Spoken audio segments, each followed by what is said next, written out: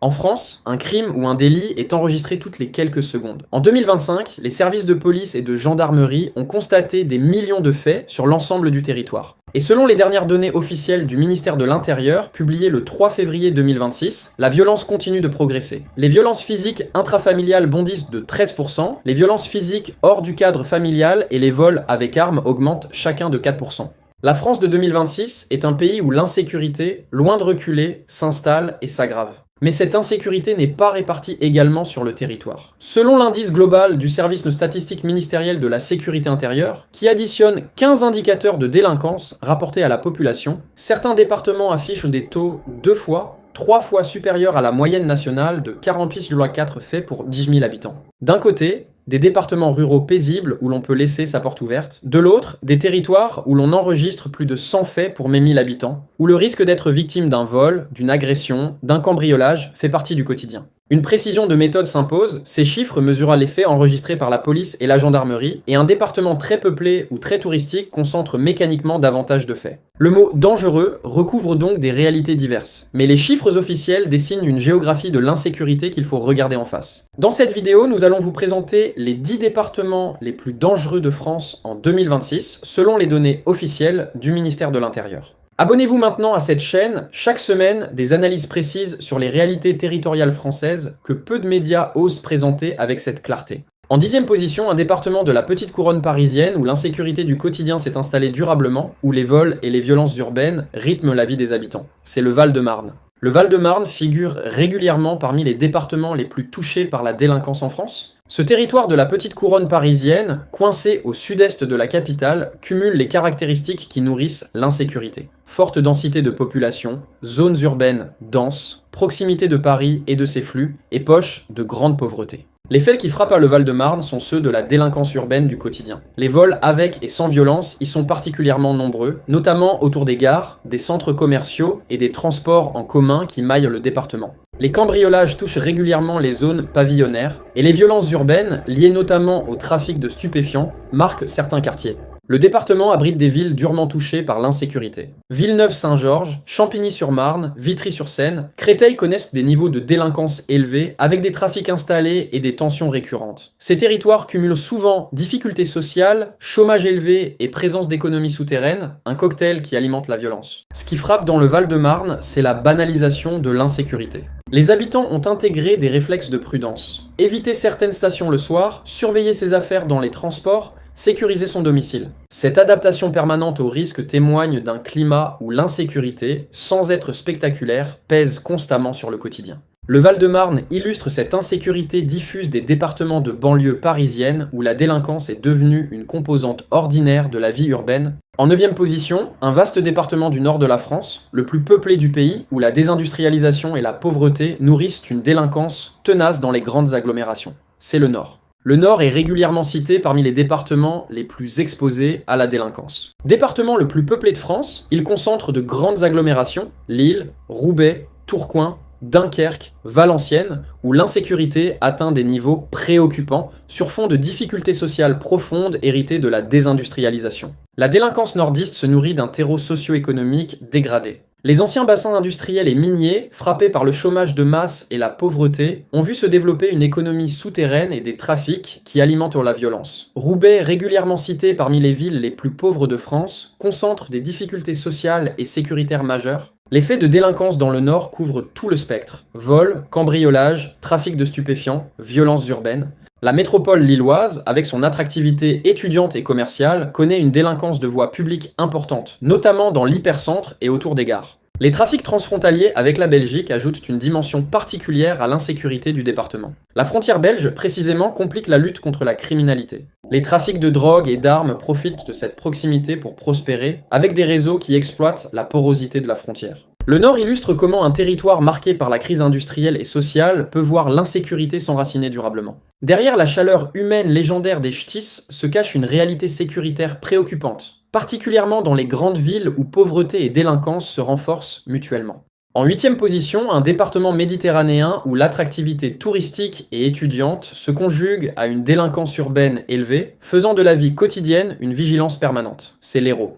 L'Hérault figure parmi les départements les plus touchés par la délinquance en France. Ce département méditerranéen, dopé par une croissance démographique record et l'attractivité de Montpellier, connaît une insécurité qui progresse au rythme de son expansion. Montpellier, 8e ville de France, concentre l'essentiel de cette délinquance. Ville jeune, étudiante, dynamique, elle attire aussi une délinquance de voie publique importante, vols, agressions, trafic. Certains quartiers de la ville, comme la Mosson ou le Petit Barde, cumulent difficultés sociales et insécurité, avec des trafics de stupéfiants solidement implantés et des règlements de compte qui ont marqué l'actualité. Le littoral héraultais n'est pas épargné. Béziers, Sète, Agde connaissent également des niveaux de délinquance élevés, aggravés l'été par l'afflux touristique qui multiplie les occasions de vol et les tensions. La saisonnalité de l'économie, dominée par le tourisme, crée par ailleurs une précarité qui nourrit la petite délinquance. L'Hérault illustre le paradoxe des départements méditerranéens attractifs. Plus ils séduisent et attirent de population, plus l'insécurité y progresse. La croissance démographique rapide, l'arrivée massive de nouveaux habitants, la pression sur le logement et l'emploi créent un terrain propice aux tensions. Ceux qui viennent chercher le soleil et la douceur de vivre méditerranéenne découvrent souvent une réalité sécuritaire bien moins idyllique où la vigilance est devenue un réflexe quotidien, particulièrement dans les grandes villes et sur le littoral touristique. En 7e position, un département de la Côte d'Azur où le prestige et la richesse côtoient une délinquance élevée, où le tourisme de luxe attire aussi la criminalité. Ce sont les Alpes-Maritimes.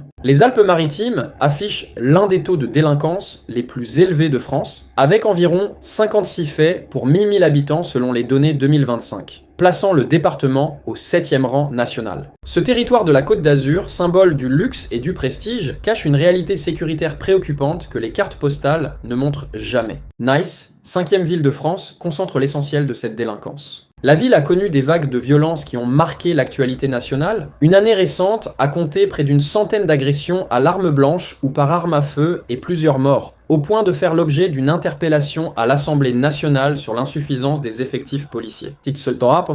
Les trafics de stupéfiants gangrènent certains quartiers avec des règlements de compte réguliers. Le tourisme de luxe attire mécaniquement la criminalité. Les vols, les cambriolages de villas et de résidences de luxe, les arnaques ciblant les touristes fortunés font partie du paysage azuréen. La promenade des Anglais, les zones touristiques de Cannes, Antibes, Menton connaissent une délinquance de voie publique importante, particulièrement l'été. Ce contraste entre l'image dorée de la Côte d'Azur et sa réalité sécuritaire est saisissant. Derrière les yachts, les palaces et les boutiques de luxe, les Alpes-Maritimes cumulent trafic, violence et insécurité urbaine. Les habitants permanents, loin du faste touristique, vivent dans des quartiers où l'insécurité pèse sur le quotidien. Le département illustre comment richesse et criminalité peuvent coexister, la première attirant parfois la seconde. La French Riviera brille de mille feux, mais son éclat masque une délinquance parmi les plus élevées de France. En 6e position, un département catalan qui cumule pauvreté record et insécurité, où Perpignan concentre une délinquance nourrie par la misère sociale. Ce sont les Pyrénées-Orientales.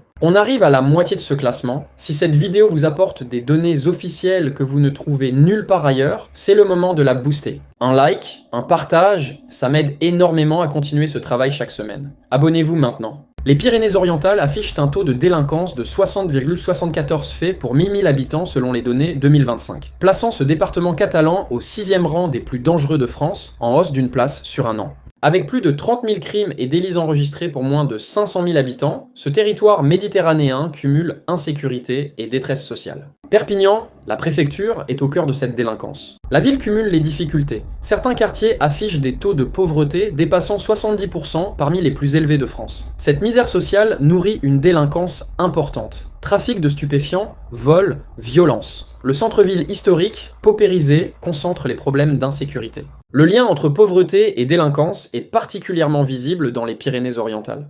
Le département affiche l'un des taux de chômage les plus élevés de France, autour de 12%, une économie sinistrée dominée par la saisonnalité et une jeunesse sans perspective. Ce terreau de désespérance sociale alimente l'économie souterraine et la petite comme la grande délinquance. Les Pyrénées-Orientales illustrent tragiquement comment la pauvreté et l'insécurité se renforcent mutuellement. Un département sinistré économiquement, avec une jeunesse sans avenir et des quartiers paupérisés, devient un terrain fertile pour la délinquance. Le soleil catalan et la proximité de la Méditerranée ne suffisent pas à masquer cette réalité. Les Pyrénées-Orientales sont l'un des départements où l'insécurité, nourrie par la détresse sociale, pèse le plus lourdement sur le quotidien des habitants. En 5e position, un département de la Seine-Saint-Denis devenu le symbole national de l'insécurité urbaine où trafic, violence et économie souterraine gangrènent des territoires entiers. C'est la Seine-Saint-Denis. La Seine-Saint-Denis est, dans l'imaginaire collectif comme dans les statistiques, l'un des symboles de l'insécurité en France. Ce département de la petite couronne parisienne, le plus pauvre de France métropolitaine avec un taux de pauvreté de 28,5%, cumule tous les facteurs de la délinquance urbaine à un niveau extrême. Le fameux 93 concentre une délinquance parmi les plus intenses du pays. Les trafics de stupéfiants y sont solidement implantés, structurant l'économie de quartiers entiers avec des points de deal, des guetteurs et des règlements de compte parfois mortels. Les violences urbaines, les vols avec violence, les agressions font partie du quotidien de nombreux habitants. Des villes comme Saint-Denis, Aubervilliers, La Courneuve, Sevran, Clichy-sous-Bois cumulent tous les indicateurs de l'insécurité. Ces territoires, marqués par une pauvreté extrême, un chômage massif des jeunes, un habitat social dégradé et une forte présence de l'économie souterraine, connaissent des niveaux de violence qui défient les capacités des forces de l'ordre. La Seine-Saint-Denis illustre la concentration explosive des difficultés. Ici, l'insécurité n'est pas un phénomène isolé, mais le produit d'un cumul de handicaps sociaux. Pauvreté, chômage, échec scolaire, relégation urbaine, trafic. Les habitants, dans leur immense majorité honnêtes et travailleurs, subissent une insécurité qu'ils n'ont pas choisie, piégés dans des quartiers où l'économie de la drogue fait la loi. Malgré les dispositifs de police et les investissements publics, la Seine-Saint-Denis reste l'un des territoires les plus durablement gangrenés par la délinquance en France métropolitaine, un symbole des fractures sécuritaires françaises. En quatrième position, un territoire d'outre-mer où le taux d'homicide atteint des niveaux sans commune mesure avec la métropole, où la violence armée fait des ravages. C'est la Guyane. La Guyane bascule ce classement dans une autre dimension de la violence. Ce territoire amazonien, le plus vaste département français, affiche des taux d'homicide qui n'ont rien à voir avec ceux de la métropole, parmi les plus élevés de tout le territoire national, plusieurs fois supérieurs à la moyenne hexagonale. La violence guyanaise est d'une nature particulièrement grave. Les homicides, les violences armées, les règlements de compte y atteignent des niveaux dramatiques. La circulation des armes à feu, facilitée par la proximité de pays frontaliers et par les trafics, alimente une violence létale bien plus fréquente qu'en métropole. Cayenne et l'agglomération connaissent des taux de criminalité violente alarmants. Plusieurs facteurs expliquent cette insécurité extrême. L'orpaillage illégal génère une économie souterraine violente dans la forêt amazonienne avec des affrontements armés. Les trafics de drogue, la Guyane étant une plaque tournante du transit de cocaïne vers l'Europe via les mules, nourrissent la criminalité. Et une pauvreté massive, un chômage endémique, une jeunesse désœuvrée créent un terreau propice à la violence. La Guyane illustre la réalité sécuritaire dramatique de certains outre-mer, largement ignorés dans l'Hexagone. Loin de l'image exotique et touristique, ce territoire affronte une violence quotidienne d'une intensité que la métropole peine à imaginer. Les forces de l'ordre, confrontées à l'immensité du territoire, à la forêt impénétrable et au trafic transfrontalier, luttent dans des conditions extrêmement difficiles. La Guyane est l'un des territoires français où le risque de violence létale est le plus élevé, une réalité brutale que les statistiques nationales, centrées sur la métropole, tendent à invisibiliser. En troisième position, un département méditerranéen où le narco-banditisme fait régner la terreur, où les règlements de compte liés au trafic de drogue ont atteint un niveau qui a nécessité une loi spécifique. Ce sont les Bouches-du-Rhône. Les Bouches-du-Rhône affichent l'un des indices de délinquance les plus élevés de France, 90,2 selon l'indice global du ministère de l'Intérieur, plaçant le département en deuxième position nationale sur cet indicateur. Mais c'est surtout la nature de la violence qui distingue ce territoire. Le narcobanditisme y a atteint un niveau de gravité inédit. Marseille, deuxième ville de France, est l'épicentre de cette violence. La cité phocéenne connaît des règlements de compte liés au trafic de drogue d'une brutalité extrême, des exécutions, des fusillades, des victimes de plus en plus jeunes. Les narchomicides ont fait des dizaines de morts, transformant certains quartiers nord en zone de guerre où les réseaux de drogue font la loi. L'ampleur du phénomène est telle qu'elle a nécessité une réponse législative nationale. La loi du 13 juin 2025 visant à sortir la France du piège du narcotrafic est en grande partie une réponse à la situation marseillaise. Cette reconnaissance législative dit l'échec des outils ordinaires face à un narco-banditisme qui a structuré des territoires entiers selon ses propres règles. Les quartiers nord de Marseille cumulent tous les indicateurs de la catastrophe. Pauvreté extrême, chômage massif, trafic omniprésent, violence armée endémique. Des cités entières vissant sous la coupe des réseaux de drogue, avec des points de deal fortifiés, des guetteurs armés et une population prise en otage. Au-delà de Marseille, le département connaît une délinquance globale élevée. Les Bouches-du-Rhône illustrent la forme la plus grave de l'insécurité française, celle d'un narco-banditisme qui tue, qui terrorise et qui a transformé des pans entiers du territoire en zone de non-droit où l'État peine à rétablir son autorité. En deuxième position, la deuxième métropole de France où l'insécurité a explosé au point de faire basculer la ville dans les classements, où trafic et violences urbaines gangrènent le territoire. C'est le Rhône. Le Rhône affiche un indice de délinquance de 87 selon l'indice global du ministère de l'Intérieur. Le troisième plus élevé de France, juste derrière Paris et les Bouches-du-Rhône. Avec plus de 140 000 crimes et délits enregistrés en 2025, ce département dominé par la métropole lyonnaise connaît une insécurité qui s'est fortement dégradée. Lyon, deuxième ville de France, est au cœur de cette délinquance. Longtemps présentée comme une métropole agréable et sûre, la ville a vu son insécurité exploser ces dernières années. Les trafics de stupéfiants se sont enracinés, les violences urbaines se sont multipliées, et des faits divers marquants en plein centre-ville ont défrayé la chronique. La Presqu'île, la Pardieu, la Guillotière connaissent une délinquance de voies publiques importante. Les quartiers sensibles de la métropole lyonnaise, Vaux-en-Velin, Vénissieux, Bron, Villeurbanne, cumulent difficultés sociales et insécurité avec des trafics installés et des tensions récurrentes. Ces territoires, marqués par la pauvreté et le chômage, alimentent une délinquance qui déborde progressivement vers le centre-ville. Le Rhône illustre la dégradation sécuritaire des grandes métropoles françaises. Lyon, ville prospère et attractive, symbole de réussite économique, n'a pas échappé à l'explosion de l'insécurité. Les Lyonnais qui avaient choisi leur ville pour sa qualité de vie découvrent une réalité sécuritaire qui n'a plus rien à envier aux métropoles réputées difficiles. Trafic, violence, vol, le Rhône est devenu l'un des départements où l'insécurité pèse le plus lourdement, prouvant qu'aucune grande ville française, même prestigieuse, n'est aujourd'hui à l'abri de la montée de la délinquance. Et en première position, le département le plus dangereux de France selon l'indice officiel du ministère de l'Intérieur, la capitale où la concentration de population, de richesse et de flux touristiques crée un niveau de délinquance sans équivalent. C'est Paris. Paris arrive en tête du classement des départements les plus dangereux de France en 2026, avec un indice global de 119,5 faits pour 1000 habitants, soit 2,5 fois la moyenne nationale de 48,4. Avec plus de 230 000 crimes et délits enregistrés en 2025, la capitale concentre une délinquance d'une intensité unique en France. La domination parisienne s'explique largement par les vols. Le département enregistre plus de 45 vols sans violence pour 1000 habitants, plus du double du deuxième département classé. Pickpocket dans le métro et sur les sites touristiques, vol à l'arraché de téléphones et de bijoux, vol dans les commerces. Paris est le royaume du vol, alimenté par l'afflux permanent de millions de touristes et de visiteurs qui constituent autant de cibles. Mais Paris ne se limite pas au vol. La capitale connaît aussi des violences urbaines, une présence visible de la toxicomanie dans certains secteurs du nord-est, des trafics et une insécurité dans les transports en commun qui pèsent sur les millions d'usagers quotidiens. Les gares, les stations de métro, certains quartiers cumulent l'effet de délinquance. Il faut nuancer. Paris concentre mécaniquement les faits en raison de son statut de capitale mondiale, accueillant chaque jour des millions de visiteurs qui gonflent les statistiques sans que les résidents soient nécessairement plus exposés. Un touriste victime d'un pickpocket gonfle le chiffre parisien. Mais au-delà de ce biais méthodologique, la réalité vécue par de nombreux Parisiens est celle d'une insécurité quotidienne. La vigilance permanente dans le métro,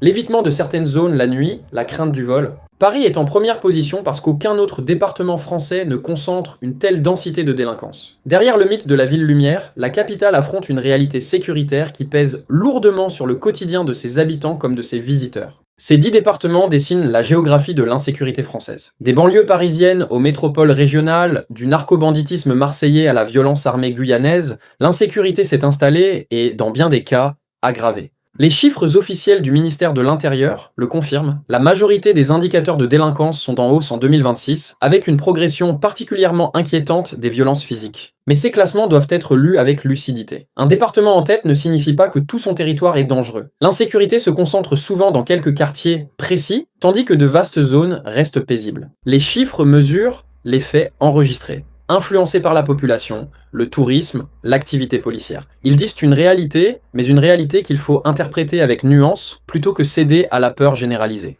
Ce qui est certain, c'est que derrière ces statistiques, il y a des victimes, des habitants qui subissent, et un sentiment d'insécurité qui progresse et pèse sur la vie de millions de Français. Si cette vidéo vous a apporté des données officielles que vous cherchiez, likez-la, partagez-la, abonnez-vous à cette chaîne. Un like et un partage me permettent de continuer cette analyse documentée semaine après semaine. Et dites-nous en commentaire, vous vivez dans l'un de ces départements? Comment percevez-vous l'évolution de la sécurité autour de vous?